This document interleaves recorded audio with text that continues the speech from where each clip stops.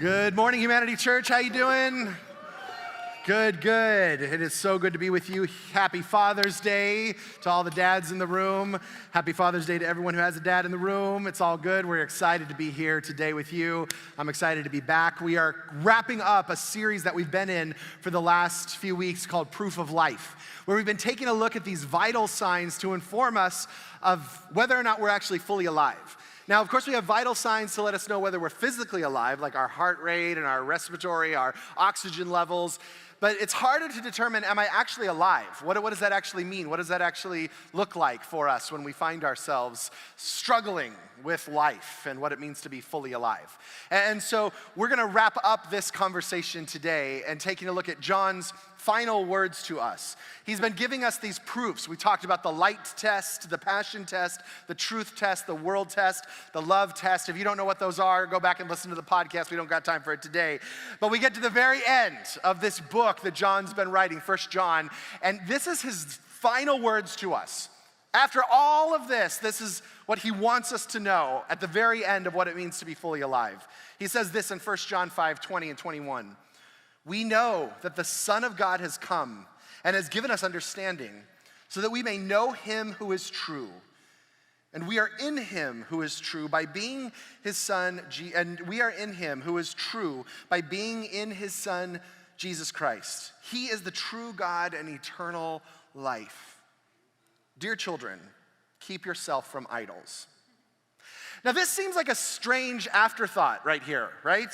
Like he gives this big explanation to us. Like he starts out this whole book with, I've tasted, I've seen, I've heard life, and I want to explain it to you. And then he very methodically goes through and gives us these distinctions for life. If that you live in the light, you will find yourself alive. If you live in the truth, you will find yourself alive. If you avoid the ways of this world, you will find yourself alive. If you find yourself engaging in love, you will be alive. He gives us these powerful, powerful signs of life. And then he ends it by saying, and it's all found in Jesus. And then he ends this whole masterpiece with, oh yeah, one quick thing, dear children, keep yourself from idols. It seems really out of place. What does this have to do with anything? Why end this beautiful masterpiece with this? See, perhaps what John is doing is he's giving us one last antidote to death. One last warning that keeps us from fully living and that moves us towards death. And he says that one thing that if you are not willing to look out for it will kill you, and that is idols. It's not really a common word that we use. Well, it hasn't been other than with like American Idol, right? And that's a whole different type of idol. But we oftentimes don't use this word. But an idol is a resemblance of something that's oftentimes used for worship. See, it's not the real thing. It's some type of thing that is a stand-in for the real thing that we bow down to. Historically, in cultures, they've been figures made of wood or stone that would represent a god that the people would worship. And so they could put this idol in their home or they could put it in the center of the village and everyone could come and worship the idol. It was a stand-in for the real thing. In fact, historically, some tribes actually had idol makers, and when they got done building the idol, their whole life was designed to just build this idol. And once the idol was built, the tribe would come around and chop off their hands so that they could then say, this idol was not made by any human hands here. True story. And so it was a stand-in for the real thing. It was a farce. It was a counterfeit for the real thing that they found themselves in. Now, here's the thing. We probably don't have totems in our possession. You probably don't have any type of icon or stone idol or wood idol that you worship or bow down to. But this warning from John is still incredibly relevant to us today. Let's just look at another example of how this may show up in our lives and why this final strange warning from John may be one of the most important for us in this whole conversation. There was this story in the scriptures about these two brothers, Esau and Jacob. Jacob was born first, they were twins. He was kind of the strong, manly hunter one. It says he was hairy, which is a very weird adjective, right? But I guess it was to describe that he had a lot of testosterone in him. And so then there was Jacob, who was more of like the quiet one, the cook, and the second born course, in this time of history, the firstborn got everything and the secondborn got nothing in terms of inheritance. And here we find ourselves in this moment where Esau is out hunting and Jacob is cooking, and it comes to this moment that's pivotal in their relationship in Genesis 25. It says, once when Jacob was cooking some stew, Esau came in from the open country, famished. He said to Jacob, quickly, let me have some of that red stew, I'm famished. He was hangry right here. And this is why we call it Edom. Jacob replied, first, sell me your birthright. Look, I'm about to die, Esau said. Now, I don't know if he was about to die because the scriptures just say he's famished, but he's definitely like, I'm not doing well, man, right? And then he said, what good is a birthright to me if I die? But Jacob said, swear to me first. He swore an oath to him, selling his birthright to Jacob. Then Jacob gave Esau some bread and some lentil stew. He ate and drank and then got up and left. So Esau despised his birthright. Now, this sounds crazy, right? Selling your entire inheritance for a bowl of stew and some bread. I mean, could you imagine this? Like saying, hey, I'm so hungry. All I need is this bowl of lentil stew with some bread. You get the car, you get the house, you get all of mom and dad's money, you get all the stuff, you get all the inheritance. Just give me the stew. Now, we read this and we're like, how on earth could anyone do this? You would think that he would just be like, all right, let me go find something out here real fast so I can just keep myself going. But he sells everything for this bowl of stew, and it seems insane, but how often do we do the exact same thing? We trade life for a moment of comfort. We trade the abundance of life that is in them for a moment of control. We trade the life that is available to us for a moment of our reputation or an image or success or our independence. And look, our idols today might not be carved and we cannot touch them or see them often, but we bow down to them just the same. And so oftentimes we bow down to these idols of comfort and control and reputation. And every single time we do that, we settle for the counterfeit, for the farce that is available to us. Because like Esau, it seems like a quick fix.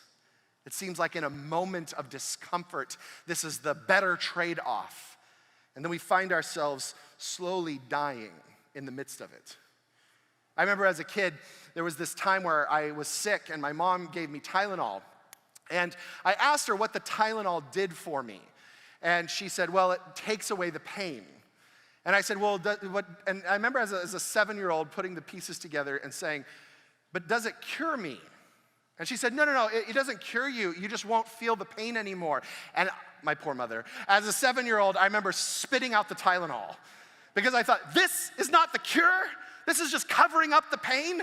I need something that's gonna cure me, right? Because as a 7-year-old, I realized I don't want just something that's a cover up. I want something that's actually gonna help with what's going on internally with me. And see, oftentimes in our lives, what we're looking for is something that's just gonna take the edge off.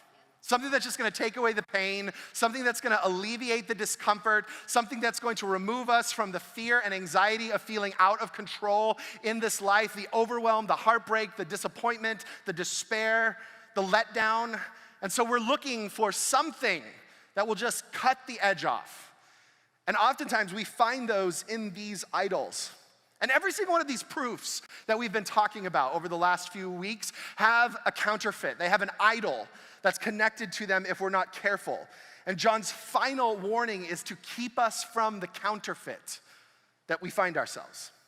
See, the first proof that we talked about is the love proof. It's found right here in 1 John 5, 1-2, as he's writing the end of this. He says, everyone who believes that Jesus Christ is the Christ born of God, and everyone who loves the Father loves his child as well. This is how we know that we love the children of God, by loving God and carrying out his commands. See, the proof of life here with the love test is that we actually choose love in every circumstance, in every situation. But the counterfeit to the love life is the arrogant life. And that is the counterfeit that we oftentimes settle for. And here's what the arrogant life tells us is that we can love God, but we don't actually have to love other people. That I can somehow have a private spirituality with God, and it has really nothing to do with anyone else around me or any other person or giving myself to them. But the fact of the matter is that we were actually created for community. And now we say that so much here at Humanity, and it gets so lost in translation at times, and it loses its edge. But you cannot exist without the presence of other people. If you try it, you will die. Maybe not physically, but you will certainly die mentally, emotionally, internally, and it's a slow, painful death. But we were called to this. But here's the one catch, that in order to engage this proof of love, to fully live out this proof of life, you actually cannot be your own source for love. You have to have some type of external source that is fueling this love, that gets sent externally, or else we find ourselves depleted. And here's the thing, because we need an external source for this love, we find ourselves eventually getting to the place where we have to decide, am I willing to be dependent on God for this type of love? And who loves being dependent on God or anyone else, right? I don't know about you, but the idea of being dependent on someone, it's cringe, right? It's just like, no, I don't want that. I want to be able to do it myself. I want to be able to stay in control. I want to be able to have the power. I want to be able to choose when to turn it on and to turn it off. I want to be able to choose my way. But what this says is that I actually have to be dependent on God and then dependent on other people. It's something that inside of all of us, we resist at some level. Some of us more than others, but we resist the idea that we have to be dependent on others to fully step into this. And in the resistance, when we resist and resist and resist the idea that I must be dependent on God and dependent on other people, and that we are interdependent with one another, when we resist and resist and resist, we'll eventually move to the counterfeit that says, no, I am God, and I get to call the shots. And it shows up in a lot of different ways. Because what it essentially says is, no, I am the source, and I am the center, and I make the decisions. And because we weren't made for that, our love falls short. At best, we can love people that are like us. It's easy to love people that are like us, right? And so at best, that's where we find ourselves. And we have to ask ourselves the question, have I got to the place where I actually need another? Whether that is God or someone else.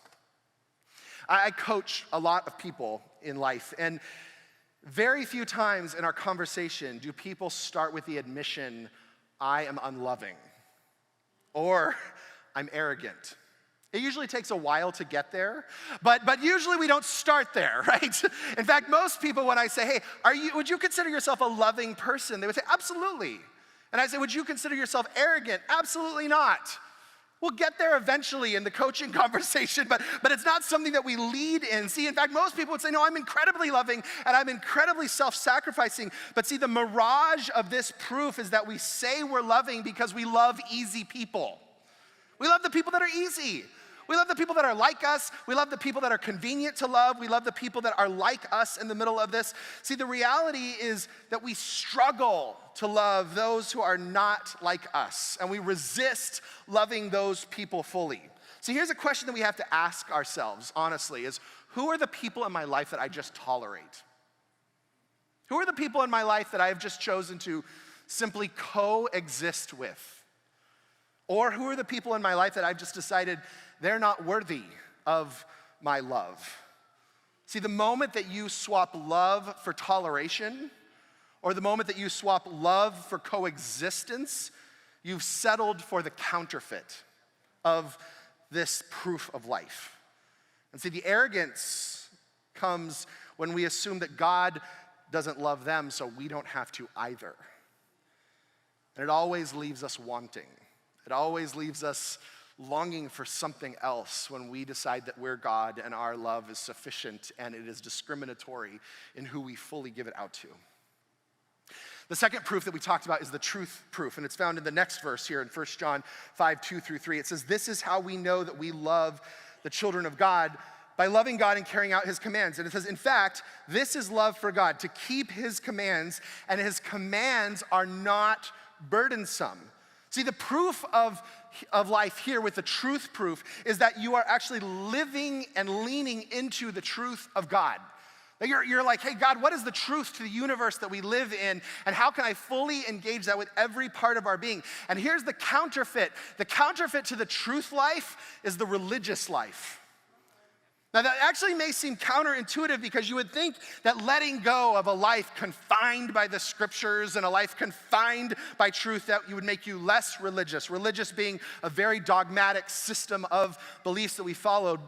And when you think about the religious, you think about those that are constrained by truth. Those who are limited, those who are living in boxes that can't really think freely in the middle of this. But the reality is that when you lean into the truth of God, when you lean into his truth, it is always connected to freedom.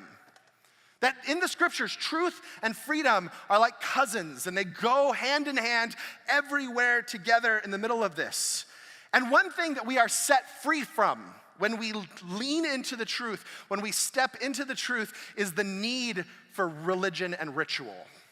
That we are actually released to live a life fully running.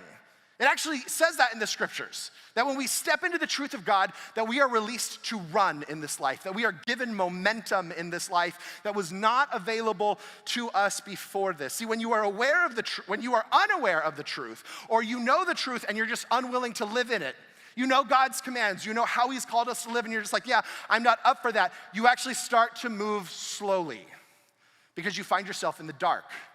And when you don't know where you're going, and you don't know what's in front of you, and you don't know what obstacles you're about to hit, you start walking very carefully because you don't actually know what's in front of you.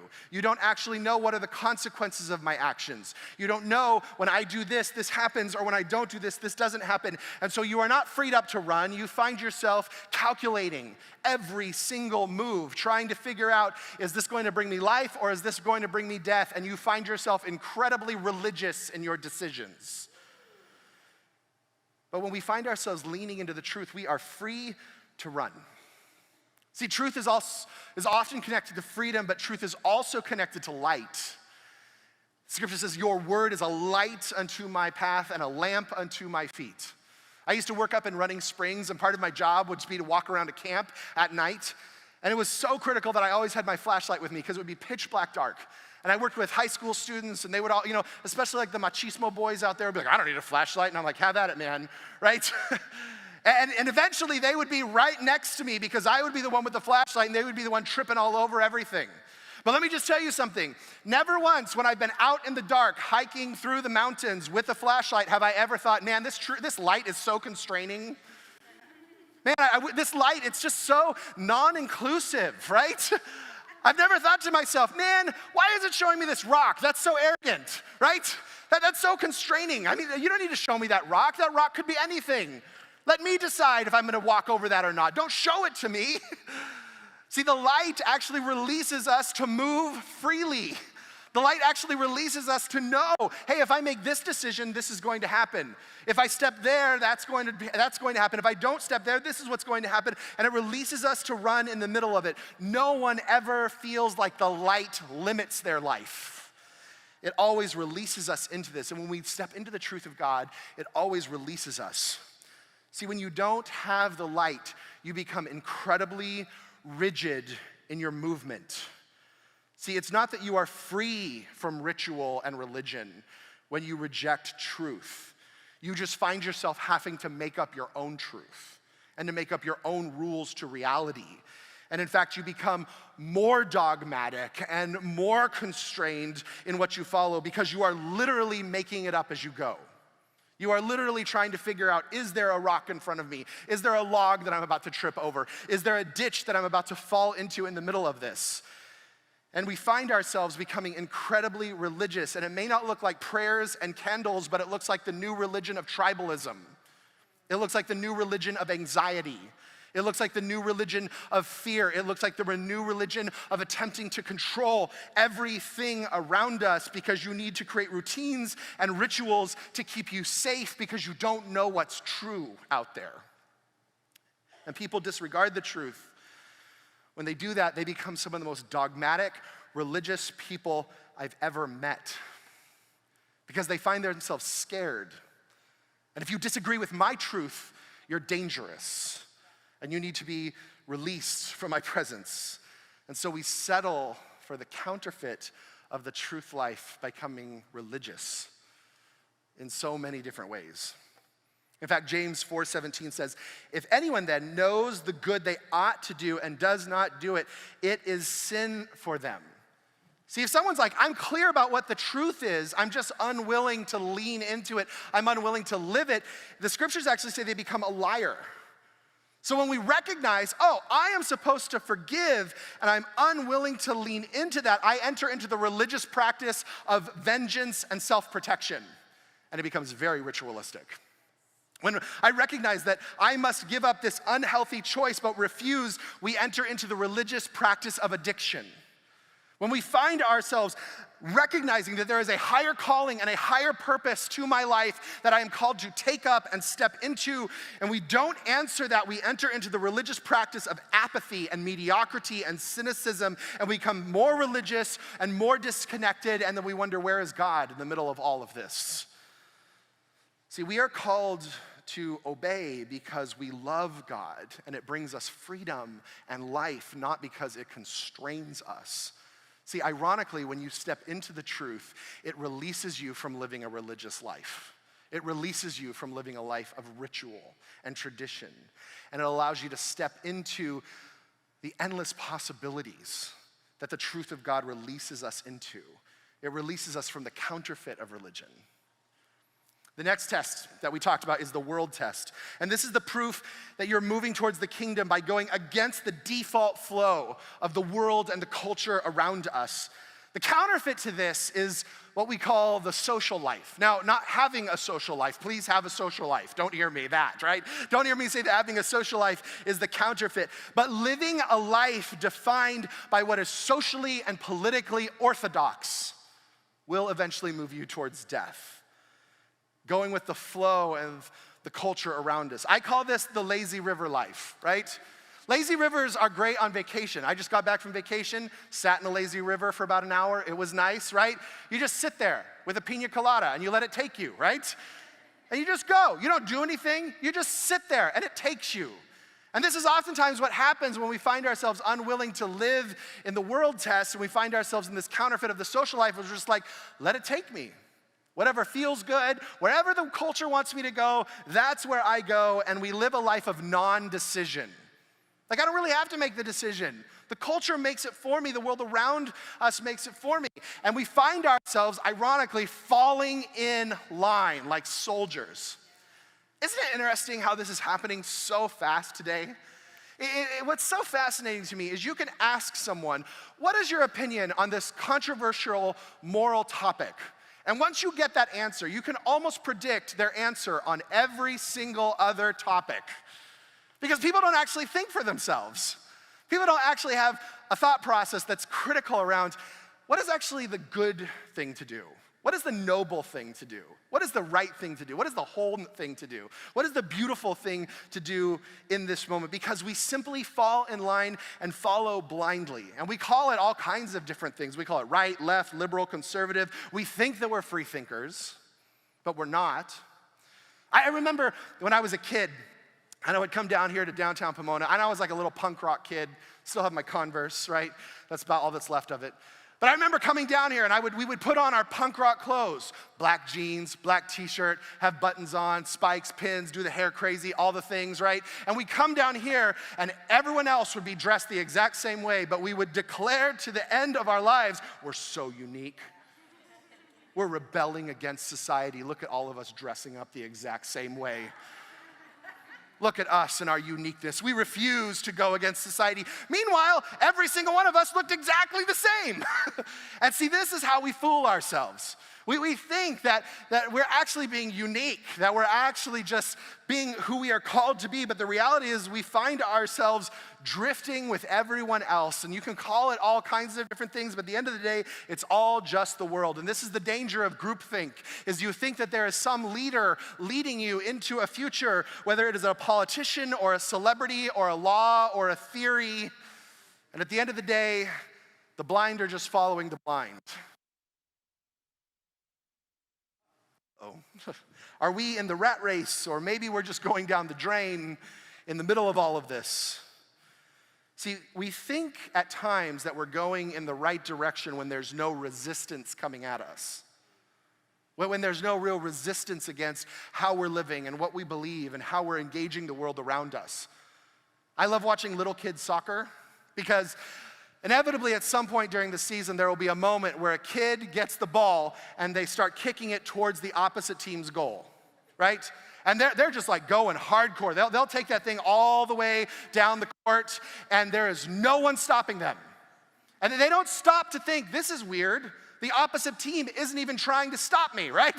And they're actually cheering me on. Yeah, keep going, right? And they don't stop to think, oh, maybe I'm going in the wrong direction. Maybe I'm actually scoring a goal for the enemy over here. And then they kick the ball in the goal, and they're so proud of themselves until they realize, oops. And this is oftentimes what happens with us, is that we assume that because there's no resistance and there's no pushback, that we must be engaging the right way. But has it ever occurred to you that you might be going the wrong way when there's no resistance? See, the easy way gives us this false sense that we must be moving in the right direction, that the majority must be right. Here's what I found, and here's what we see in the scriptures that John keeps telling us over and over and over, is that following Jesus is such a countercultural movement. And it's not countercultural because you have to add anything to it. You don't have to be a jerk. You just have to naturally follow the ways of Jesus, and it will be countercultural. Jesus just healed people and loved people and redeemed people and called people into family, and he found himself on a cross. He didn't have to add to the message. The message was already countercultural, and there is no way of getting around it. And it's so easy to fall for the counterfeit. It's so easy to think that, well, I'm gonna be liked, and it's gonna be easy, and there's really no struggle if I just go with the lazy river of life. But it inevitably leads to death. And we are those who are called to be troublemakers, those who are called to go against the flow, moving towards life and away from the flow of this world. The second to last test that we talked about was the passion test. And this test is the proof that you're harnessing your passion towards health and towards wholeness. The counterfeit to this test is the diseased life. Isn't it interesting that when God created paradise in Genesis, when he creates this Garden of Eden, that Eden was defined by a lot of different things, but one of the things that it was defined as was a place of decisions. That Adam and Eve got to make all kinds of decisions. God didn't stick them there and make all the decisions for them. He actually said, you get to rule over this thing. So you decide how you're gonna use the land. You decide what the animals are called. You decide what you're gonna do with the animals. You decide what you're gonna eat. You decide, all of this is set up for you. You get to choose. And he just said, there's just one decision that I'd prefer you not to make over here. But even that, you are completely free to make that decision.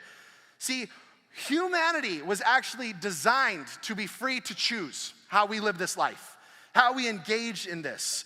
Here's how you know that you are fully engaging this proof of life, this passion test, is that you take responsibility for your decisions.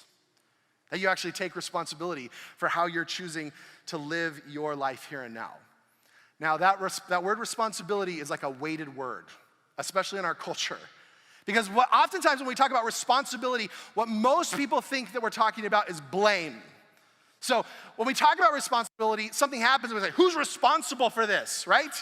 Who's responsible for this mess? Or we talk about it in the context of shame. Like, who's the one that we need to blame for this mess over here, that we need to pin the shame on in this conversation? Or sometimes it's connected to credit, like, hey, who's responsible for this beautiful thing? And so it's no wonder that when responsibility comes up, everyone's like, not me. I'm not the one who did it. It wasn't my fault.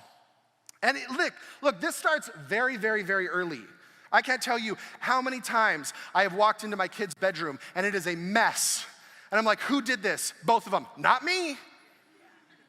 And I'll even make up something ridiculous, like maybe a robber came in the middle of the night and took all your toys out and threw them on the floor and then wore your underwear and then put them on the floor.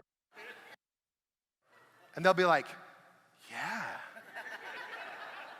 See, this starts very easy early in the human story, the avoidance of responsibility. But see, what if responsibility just meant ownership? That you owned your life? See, freedom, living free with your decisions is actually quite difficult, because here's the thing that makes it difficult, is you are responsible for your decisions. You get to own them, every decision that you make. And so when you find yourself in a space where you go, I don't know how I got here, I don't know how this happened, it's like, let's just follow the trail of choices.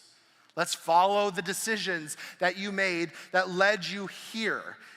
And if we're willing to release the human default of blaming other people or blaming or shaming others, then we might find ourselves reclaiming our freedom and reclaiming the ownership of our lives. See, until you own your decisions, it will be impossible for you to harness them and then direct them towards life and towards wholeness. But the moment that you decide, I'm responsible, I'm owning my life, you can then take every decision that you make, every choice that you have, and harness them towards wholeness and towards beauty and towards life.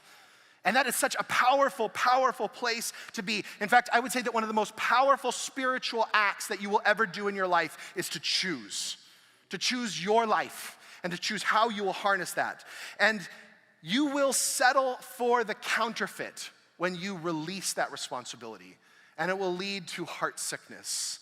It will lead to a life where you will constantly feel disempowered and overwhelmed and disappointed because we've given up our God-given right to choose how we will live our lives. It's a disease that takes over and moves us towards death. And the last proof is this light proof that we talked about 5 weeks ago.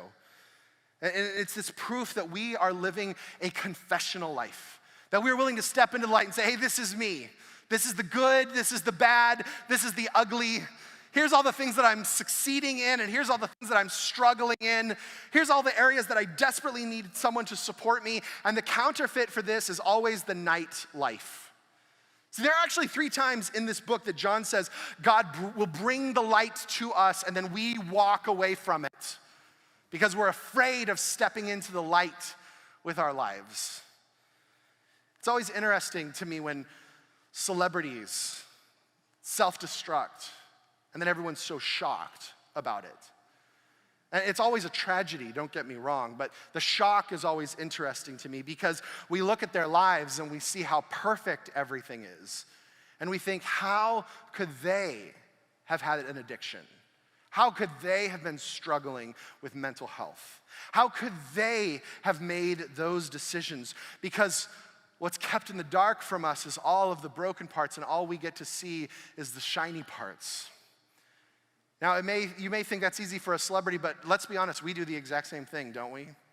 Here's the Instagram highlight reels of my life, but I'm not gonna talk about my marital struggles. Here's all the shiny parts, but I'm not gonna let you know how much debt I'm in and how much it worries me. Here's all the beautiful parts of my life, but I'm not gonna let you know about the mess that I'm living in, or the overwhelm, or the disappointment, or the heartbreak, or the despair, or the overwhelm in the middle of this. And things kept in the dark will always lead to self-destruction. And so we settle for this lie. The counterfeit calls us to settle for this lie. And the lie is that as long as others don't see it, it will be okay. Or maybe there's like a deeper lie, that as long as I don't see it, it'll be okay. As long as I don't address it, it will be fine. As long as I don't look at it, everything's gonna work out okay. But here's the thing, it's just always there, always with us, always in the background. Have you ever been afraid of your own shadow? Well, when we were in our old building just across the street over here, there would be times where I'd have to go over there at night. And let me just tell you, if you were ever to film a horror film at night, it would be in that building. And I can't tell you how many times I would walk in that building, and you had to walk through dark hallways to get to the light switches, which is why we eventually installed Alexa, because I was done walking through that building in the dark. And there were times early on where I would be walking through, holding something or carrying something with me, and a light would pass, and I would see my shadow across the room and throw everything and run and just say, I'll get that tomorrow. Because I would be so freaked out by my shadow. And here's what happens spiritually is that the longer that we're in the dark, we actually get freaked out by our own shadows.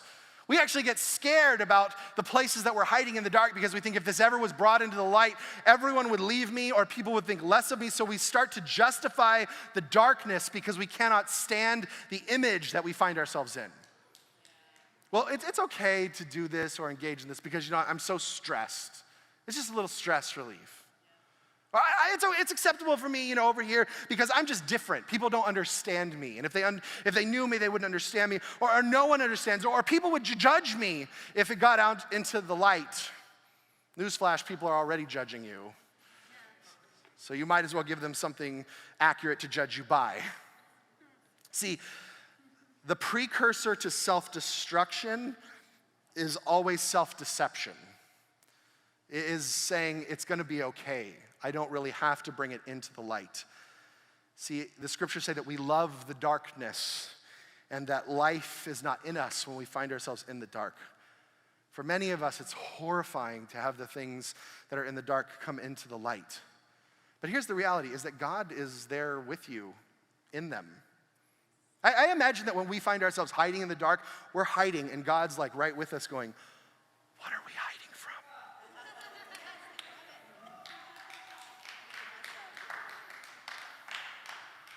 That. We can handle that. Right? And he's standing there right with you in the dark going, why are we hiding? Because we assume that we can hide things from God too as well, right? The whole time he's just saying, if you're willing to step into the light, we could actually move your life forward. But the night seems appealing because this idol of control and comfort comes along with it. And we find ourselves slowly moving into death. And these are the counterfeits that we settle for in life. I remember in the very first talk, I talked about how I enjoy counterfeit watches because I can't afford the real thing. And so I find myself in precarious places buying precarious things in places like downtown LA or New York. And there was a specific watch brand that I fell in love with that was very, very expensive, I found out later, called Bell & Ross. And they were made for navigators and for the Air Force originally, and then they became available to the public. And I loved their watches, and I could only afford the knockoffs. And so I would buy Bell & Ross knockoffs, and then I'd find myself coaching, working, teaching, training in very expensive community. People would come up to me and say, oh, you have a Bell & Ross watch? And I would always say, yes, carefully. And luckily, most people would not go beyond that. They just like, I like your watch, that's awesome. I would someday hope to afford one. And I'm like, oh, maybe someday you can, But I remember one time I was in Palm Springs and there was this guy that came up to me and says, oh, you have a Bell & Ross watch? And I said, yeah. And he said, let me see it. And I was like, oh, no. And I pulled it up and he goes, that's nice. And he looks at me, he goes, you realize the dials aren't working, right? Because it has little dials on there that are supposed to tell you your altitude and how fast you're moving and all kinds of stuff. And I said, oh, really? They're not, oh, that's so odd that they're not working, right? And he looks at it further and he goes, you realize they're actually like painted on, right? Oh, right? And he said, this probably is a counterfeit. No, you don't say, right? Oh man, I'm gonna have to talk to my watch dealer about this. See, because here's the thing. As long as you don't look close up, it looked good, right? It felt good, it was heavy, it was made of metal. And to most people, they thought, yeah, that looks good until you get up close. And then it leaves you wanting. And then it leaves you unsatisfied. And then everything starts to fall apart when you get in the real thing. See, here's the thing, idols always look good from a distance. They always look good when you're squinting or looking at it sideways or not really examining life. But at the end of the day, they will always leave you wanting. They will always leave you longing for something more. The arrogant life, the religious life, the social life, the diseased life, the night life, they will always leave you empty and embarrassed and moving towards death in the end. And I think this is why John's message to us to keep ourselves from these idols is so critical. Because what he's saying is, look, there's gonna be a temptation to drift towards these easy spaces. But you are to pursue the authentic.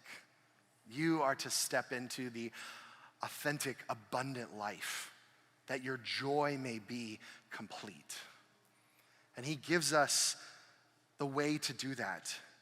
He says in 1 John 5:5, who is this that overcomes the world? Only the one who believes that Jesus Christ is the Son of God.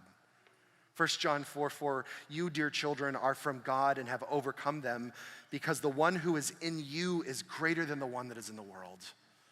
1 John 5, 11 through 12, and this is the testimony. God has given us eternal life, and this life is in his Son. Whoever has the Son has life. Whoever does not have the Son does not have life. This is John's final message to us, to stop pursuing the counterfeit, to stop pursuing the things that feel good in the moment and will leave you wanting. That life is a relationship with Jesus because Jesus is life, and anything else is counterfeit.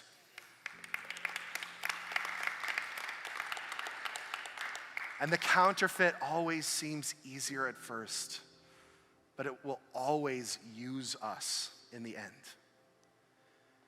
And so I leave you with this final charge in this conversation from Deuteronomy 30:19, and it says, "This day I call the heavens and the earth as witnesses against you, that I have set before you death and life.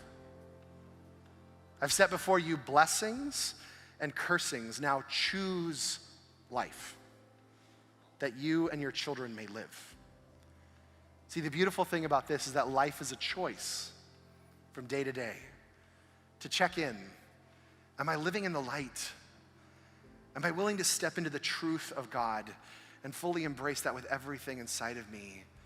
Am I taking his commands and running into them, not as an obligation or a weight, but as the pathway to wholeness? Am I finding myself harnessing my passions towards wholeness, towards beauty, towards life? Am I checking the flow of my life? Am I just going with the culture around me, or am I stepping into the things that God has called me into, of faith and hope and love everywhere I go? And am I willing to sacrifice out of love for the people around me? See, when you are called to choose life, this is the choice that you are called to make, to fully embrace it, so that at the end of the day, your joy may be complete. This is the call from John, and this is the call from Jesus still today to you. Will you choose life? Let's pray. Jesus, I thank you that you reveal the counterfeit life to us.